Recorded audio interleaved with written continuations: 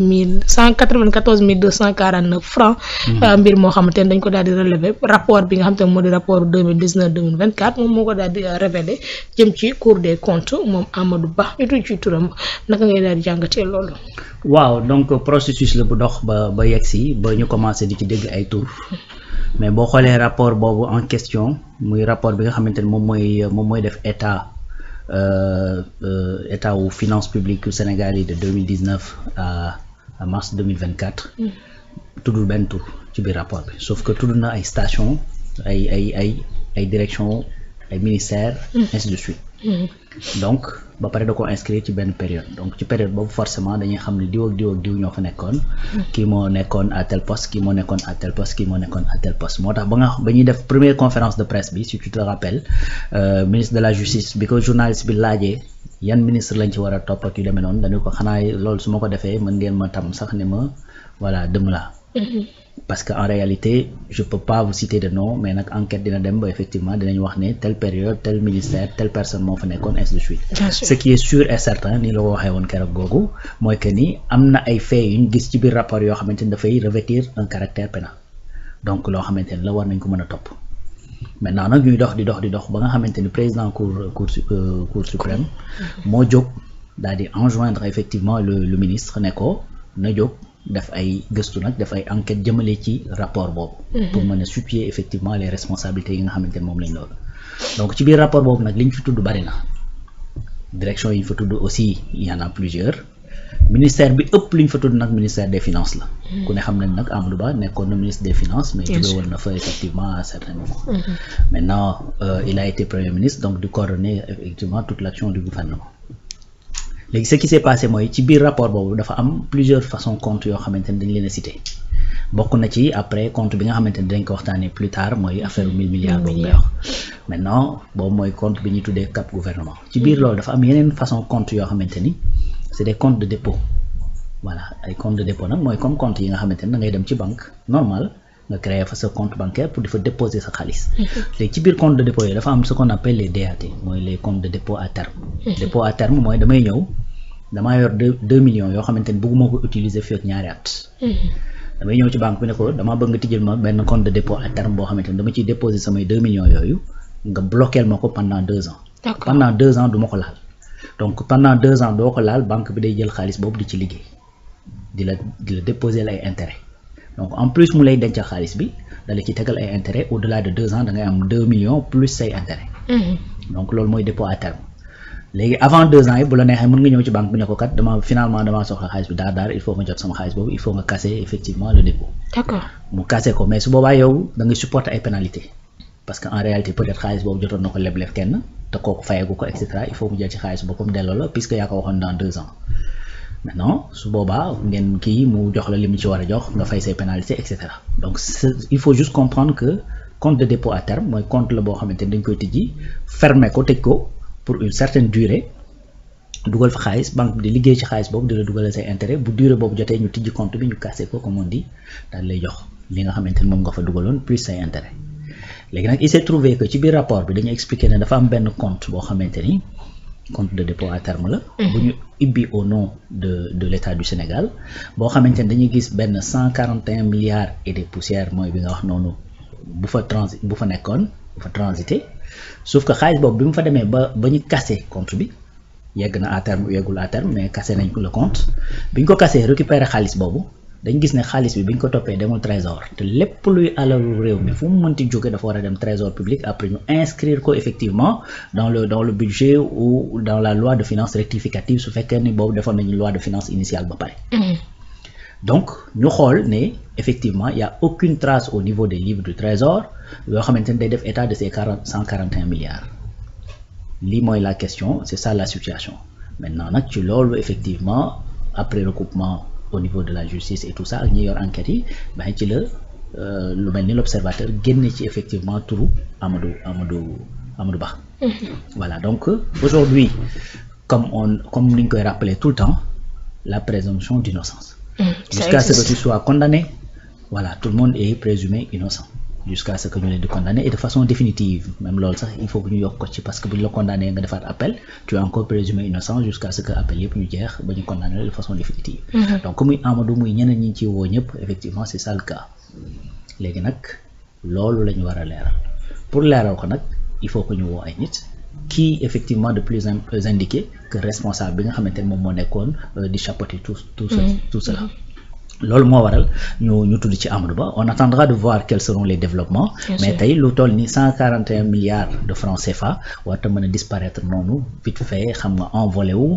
ci mim réew effectivement te mu am ñoo xamante ne ñi ngi nekkoon di doxal loolu. Comme ni ko olof di waxee nag ci fa xul ba nul yax ba fa nekkoon ba meles te ki doon togg mi ngi fi waaw ñu ñëw nag ne ko ku baax. Voilà en plus boo fekkoon da ngaa génn waañ wi sax ñu ne waaw mais génnoo waañ wi yax ba disparaître na ki doon togg mi ngi fi faaw ñu ne ko nag noo gisee noo mën a expliquer fu yax bi jaar. Voilà loolu kese la mais c'est pas autre chose c'est-à-dire bu demee bu ñu ñëwee ci Amadou Ba effectivement que muy moom que muy keneen parce que y a pas que lui moom lañ tudd y a également Abdoulaye Daouda Diallo qui fut également ministre des finances. Amadou Ba bi muy nekk ministre des finances sax ministère moo gënoon kii parce que il était le ministre des finances de l'économie des finances et du budget su ma juumul. Tu vois donc mon ministère moo gënoon a balèze moo gënoon a yaatu donc raison pour laquelle effectivement seen tour génn ci parce que en réalité nag boo xoolee ces derniers temps bépp problème bu ñuy wax actuellement boo nga xamante ni daanaka justice dafa nekk di ci liggéey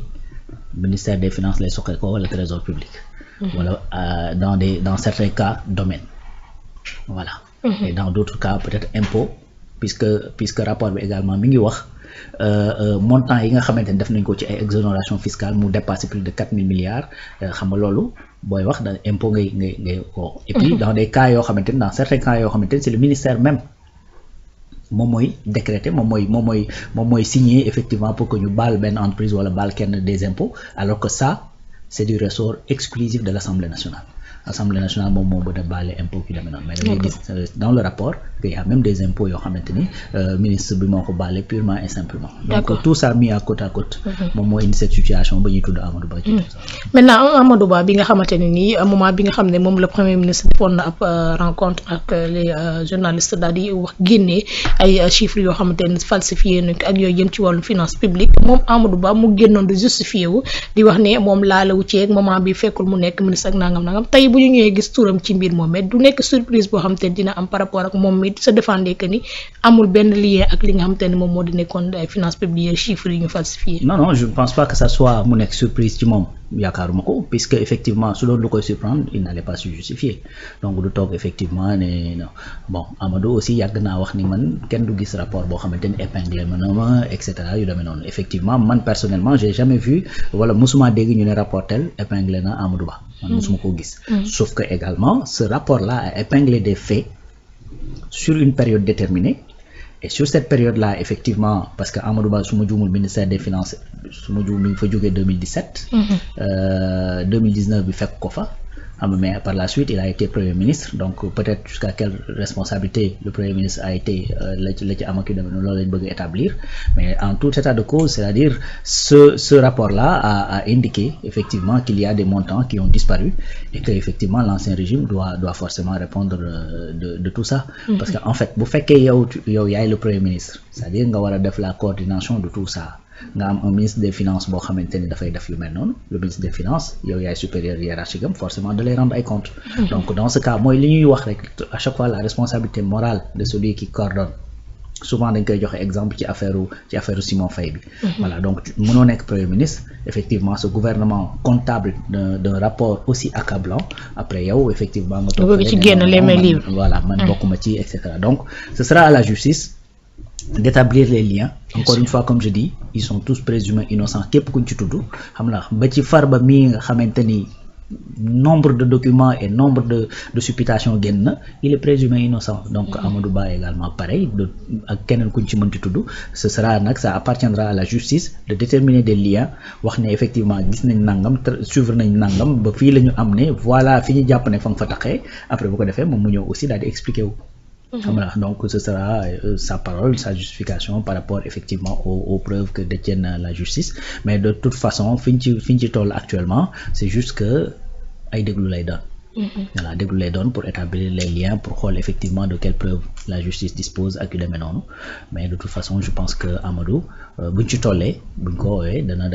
dem effectivement leeral li mu doon wax xam nga man benn jour mës naa dégg Amadou muy wax lu mel noonu mu ne Sénégal amuñu problème chiffre. Sénégal amuñu problème chiffre parce que en réalité problème bi mooy juste que confiance parce que boobu mi ngi doon wax sax ci FMI. jour boobu la doon wax également naan fii ak 3 ans yu jëm nañu xaar à ce que dëkk bi metti loolu man moo tax souvent ba ma déggee loolu souvent dama naa wax naan donc Amadou il ne pouvait pas ne pas être au courant que y a ce gouffre. Bien sûr. xam la parce que nii la ko waxee woon attendez-vous à ce que effectivement d'ici 3 ans affaire yi compliqué ba pare expliquer ne FMI en réalité mënuñoo jox luñ développé mais sauf que confiance bi mu am ci ñun dañuy permettre bu ñu demee ci yeneen marché bu FMI ne Sénégal c'est ok donc yeneen marché yi dinañu mën a accueillir favorablement donc yooyu yëpp mi côte à côte boo defee benn recoupement ben dans ta tête tu te dis que ni comment il pouvait ne pas être au courant de tout ce qui se passait xam nga d'autant plus que yow impôts et domaines nga nekkoon nekk directeur des impôts et domaines impôt nga nekkoon di rampe ba nekk directeur des impôts et domaines jóge fa nekk ministre des finances xam nga jóge fa nekk ministre des affaires étrangères nekk premier ministre dem ba nekk candidat pour nekk président de la République te tu n'es pas au courant de ce qui se passait au niveau des chiffres man gëwuma loolu.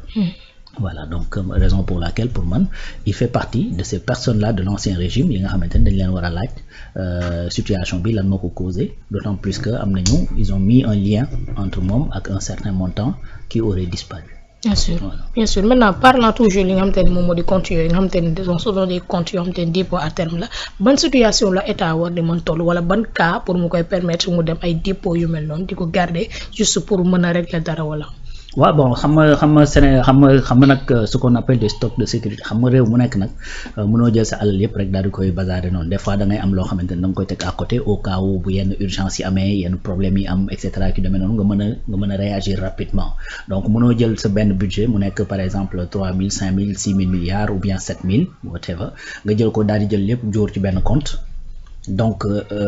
jël ko dépenser ko mu jeex benn urgence dab la nga toog di ngang wala ngay daw di wëri solution yu demee noonu réew du doxee noonu d'ailleurs sa biir kër rek doo doxee noonu souvent nga dégg ñu ne borom kër war te tëdd loxo neen xam la donc c'est parce que effectivement urgence mën na laa dab ci guddi gi donc loolu moo tax de temps en temps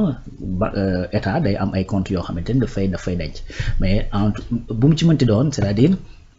waruñu ko def en fait en porte-à-faux avec nu mu koy tuddee si avec l'Assemblée nationale c'est-à-dire on doit être au courant maintenant boo tijjee aussi compte ci benn banque c'est-à-dire tey loolu dalay jox ay possibilités parce que dette intérieure bi ñuy wax ci banque intérieure yi pour nga mën a leb ci banque boobu il faut nga am fa compte bancaire n'est-ce pas donc beneen raison bi ngi noonu bu war a tax état di am ay compte bancaire dans les banques privées yi nga xamante ne ñoo nekk ci réew mi parce que dafay leb xaalis n'est-ce pas beneen affaire donc mooy bon c'est l'explication la plus plausible que je trouve quoi mooy que ni effectivement il faudrait de temps en temps que état bi am loo xamante ne da koy denc au cas où effectivement il y a une situation compliquée qui se présente nga mën a am liquidité disponible boo mën a gérer sécurité la en fait sécurité la quelque part léegi nag gis nga même loolu da daan soulever ay questions yu bari parce que man à plusieurs reprises j'ai posé la question quelque part ça c'était des alertes que je lançais en disant que est-ce qu'il n'est pas temps que l'État également nous édifie compte de dépôt à terme yooyu kii yi fay jóge les intérêts yi nga xamante ne ñoom ñoo fay jóge c'est évalué à combien fan la dem fan lañ ko dugal etc. Là je me rends compte que c'était des questions légitimes. Bien sûr. xam la donc malheureusement c'est des questions yoo xamante ni bon personne n'a pu me répondre ci questions yooyu et tout ça mais c'est des questions légitimes qu'on se posait et voilà la confirmation donc souvent man personnellement je me posais ces questions comment ça se fait que état am voilà ces comptes de dépôt à terme et tout ça et puis après fan lay mujjee parce que les gens peuvent se poser des questions est-ce que après intérêt yi dana dem ci keesu état bi est-ce que du fa dem kan moo koy gérer et cetera ki demee noonu xam nga donc mi ngi noonu léegi loolu aussi dafa am beneen question boo xamante ni daf ma ci fàttali mooy keroog ba nga xamante ni Mimi Touré mi ngi wax naan dafa meloon ni à l'intérieur du gouvernement du Sénégal bi mu bokkoon dafa mel dafa amoon beneen gouvernement parallèle parce que boo xoolee le texte qui est sorti pour parler de cette information loolu lay wax système de gestion parallèle la ñu utiliser système de gestion parallèle parce que tu as des montants yu réew mi moom ngeen koy gérer en dehors de tout circuit budgétaire tout circuit boo xamante ni assemblée nationale ak trésor public. donc loolu c'est une gestion parallèle tout simplement. donc bii dafay wane à chaque fois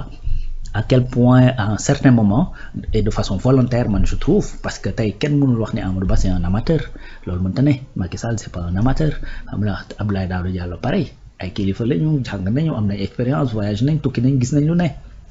donc c'est pas des amateurs donc da ngay gis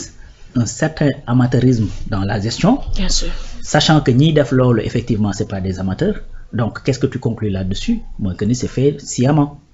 voilà c'est fait exprès. donc parce que munoo ñëw na Amadou Ba xamul lu bari loolu c'est pas possible xam na quelqu'un qui a été premier ministre du Sénégal rampé ni mu rampé et cetera jugee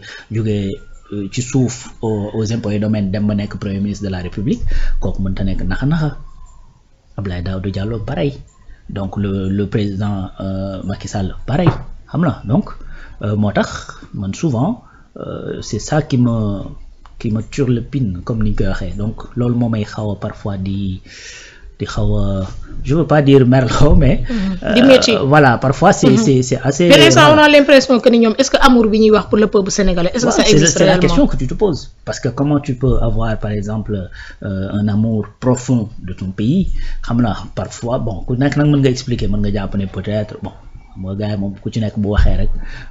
boo xawee kii tuuti mën nga ni li mu wax xel mën na ko nangu mais de toute façon c'est-à-dire il y a des règles